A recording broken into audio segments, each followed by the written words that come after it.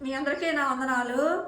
సామెతల గ్రంథము 3వ అధ్యాయము 35వ వచనం చదువుకుందాం. జ్ఞానులు ఘనతను స్వతంత్రించుకొందురు, బుద్ధిహీనులు అవమానభరితులగుదురు.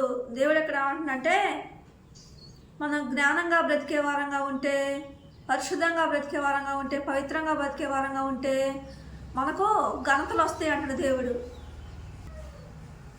మనకు మంచి పేరు వచ్చింది అంటున్న దేవుడు. జ్ఞానంగా బ్రతకడం అంటే పాపం చేయకుండా పరిశుద్ధంగా బ్రతకటాన్ని జ్ఞానము అంటారు. జ్ఞానంగా బ్రతికే వారంగా ఉంటే, పాపాన్ని విడిచిపెట్టి పరిశుద్ధంగా బ్రతికే వారంగా ఉంటే మనకు మంచి పేరు వచ్చింది అంటున్న దేవుడు. ఘనతలు అనేవి వస్తాయి అంటున్న దేవుడు.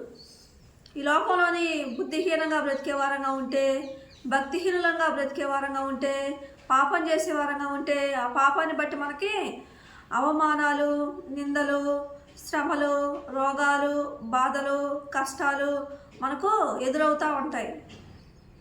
దేవుడు మన మేలు కోరి మంచి మాటలు చెప్తూ ఉంటాడు. దేవుడు మనకు అవమానాల పాలు కాకూడదని, నిందల పాలు కాకూడదని, కష్టాల పాలు కాకూడదని, బాధల పాలు కాకూడదని, రోగాల పాలు కాకూడదని దేవుడు పాపం చేయకుండా ఉండమని చెప్తూ ఉంటాడు.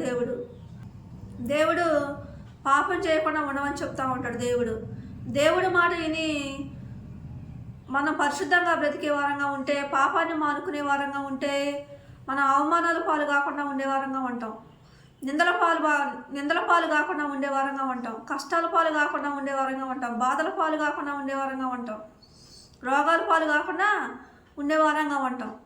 అన్ని విషయాల్లోని మనకు ఆనందం, సంతోషం ఉంటుంది. దేవుడి మాట మనం విని పరిశుద్ధంగా బ్రతికినప్పుడు మన జీవితంలోని నెమ్మది, ఆనందం, సంతోషం అనేది మన జీవితంలోనే ఉంటుంది. దేవుడు అందుకే అంటాడు, ఇర్మియా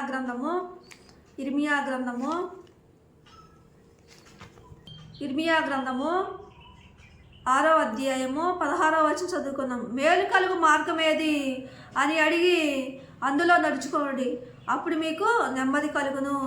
దేవుడు ఎక్కడ ఏమంటాడు వల్ల పాపం చేయకుండా పరిశుద్ధంగా బ్రతకడం వల్ల మనకు మేలు జరిగింది.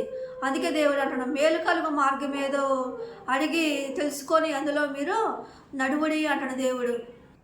మనము అవమానాల పాలు కావటం దేవునికి ఇష్టం ఉండదు. కష్టాల పాలు కావటం దేవునికి ఇష్టం ఉండదు. నిందల పాలు కావటం దేవునికి ఇష్టం ఉండదు. రోగాల పాలు కావటం దేవునికి ఇష్టం ఉండదు. మనం సంతోషంగా, ఆనందంగా, హ్యాపీగా ఉండటం దేవునికి ఇష్టం. పాపం చేయకుండా పరిశుద్ధంగా బ్రతకటం దేవునికి ఇష్టం. ఎవరు పాపం చేస్తే వారికే నిందలు, అవమానాలు, బాధలు, కష్టాలు, రోగాలు ఎదురవుతూ ఉంటాయి. అందుకే ఎవరికి కడుపులో నొప్పి వస్తే వారే ట్యాబ్లెట్ వేసుకోవాల్సి వస్తూ ఉంటుంది. ఎవరికి రోగం వస్తే వారే మందులు మింగాల్సి వస్తూ ఉంటుంది. ఎవరు పాపం చేస్తే వారికే చెడ్డ పేరు వస్తూ ఉంటుంది. పలానా వ్యక్తి మంచుడు కాదు అని చెడ్డ పేరు వస్తూ ఉంటుంది. దేవుడి మాట విని మనం పాపం చేయకుండా పరిశుద్ధంగా బ్రతికినప్పుడు మనకు మేలు జరిగింది. దేవుని దీవెనలు, దేవుని ఆశీర్వాదాలు మనం పొందుకునే వారంగా మనం ఉంటాము. దేవుడి కొద్ది మాటలు దీవించును గాక. ఆమేన్.